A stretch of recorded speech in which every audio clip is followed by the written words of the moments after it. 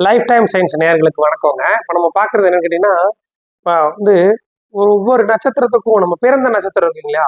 நம்ம பிறந்த நட்சத்திரத்த நீங்க முதல்ல பார்த்துக்கோங்க. அந்த பிறந்த நட்சத்திரத்துக்குன்னு ஒரு குறியீடுகள் இருக்குதுங்க. அந்த குறியீடுகள நம்ம முன்னோர்கள் சொல்லியிருக்காங்க. அப்ப அந்த குறியீடுகள நாம எடுத்து, அதனுடைய அந்த அந்த ஃபோட்டோவ வச்சு, நம்ம காலையில தினமும் எந்திரிக்கும்போது, அந்த நட்சத்திரத்த பார்க்குறது நல்ல யோகங்க.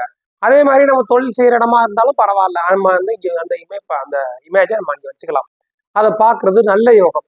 எப்படிங்க அப்படின்னா, உடனே இது தெரியாதுங்க. தொடர்ந்து அத யூஸ் பண்ணி பார்த்துட்டே இருக்கணும். அப்பதான் உங்களுக்கு அதுல ரிசல்ட் தெரியும். இப்ப நான் உதாரணத்துக்கு, முதல்ல நான் வந்து அஸ்வினி நட்சத்திரம், ஃபர்ஸ்ட் நட்சத்திரம். மேச ராசியில வருமா, எந்த நட்சத்திரமாக இருந்தாலும் 4 பாதத்திற்கும் ஒரே குறியீடுகள தான் நம்ம சொல்லுவோம். அஸ்வதி நட்சத்திரம் 1ஆம் பாதம், 2ஆம் பாதம், 3ஆம் பாதம், 4ஆம் பாதமா இருக்கட்டும். அந்த 4 பாதத்துக்கும் ஒரே குறியீடுகள் தான் வரும். இப்ப நான் என்ன குறியீடுகள் எப்படி அப்படிங்கிறத நான் இப்போ உங்களுக்கு காட்டுறேன். நீங்க பாருங்க. இப்ப பாருங்க, நான் நட்சத்திர குறியீடுகள் போட்டிருக்கேங்க. அஸ்வினி ஃபர்ஸ்ட் அஸ்வினி நட்சத்திரத்தை போட்டிருக்கேங்க. அஸ்வினி நட்சத்திரத்தில் நீங்க பிறந்திருக்கீங்களா அப்படின்னு பார்த்துக்கோங்க. இந்த இடத்துல லக்னம் நேர் அதெல்லாம் கணக்கு இல்லைங்க. நட்சத்திரம் தாங்க கணக்கு. அஸ்வினி நட்சத்திரத்துல பிறந்திருக்கேங்க நான் அப்படின்னா, குதிரை தலை இப்படி குதிரை வந்து அப்படி திருமணமா நிக்கிற மாதிரி நம்ம நிறைய போஸ்ட் பார்த்திருப்போம். அந்த மாதிரி குதிரை தலை, இல்லைன்னா குதிரை உருவம், குதிரை முழு உருவம் அப்படி பாக்குற மாதிரி ஒரு போட்டோ வேணுங்க.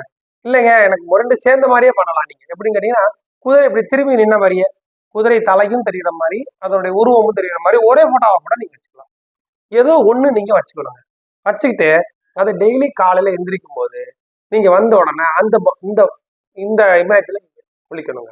குளிச்சிடும் 2 நாள் முழிக்கிறேன், 3 நாள் முழிக்கிறேங்க, மறந்துறேன்னு சொல்லாம தொடர்ந்து நீங்க பண்ணிப்பாருங்க. கண்டிப்பா காரிய சக்தி நல்லா இருக்கும். நல்லா ஒரு பொருளாதார வளர்ச்சி எல்லாமே நடக்கும். இதுல நல்ல பலன் அடைய முடியும். இது போக மற்ற நட்சத்திரங்களுக்கு வர்றதெல்லாம் நான் அடுத்து யூடியூப்ல நான் போட்டு விடுறேன். ஒவ்வொரு நட்சத்திரத்துக்கும் எப்படி எப்படி அப்படிங்கிறத நான் யூடியூப்ல பண்றேன். நீங்க அதெல்லாம் நீங்க பார்த்துக்கலாம். நீங்க பிறந்த நட்சத்திரம் என்ன அப்படிங்கிறத நீங்க அதுல பார்த்து தெரிஞ்சுக்கலாம். தேங்க்ஸ்.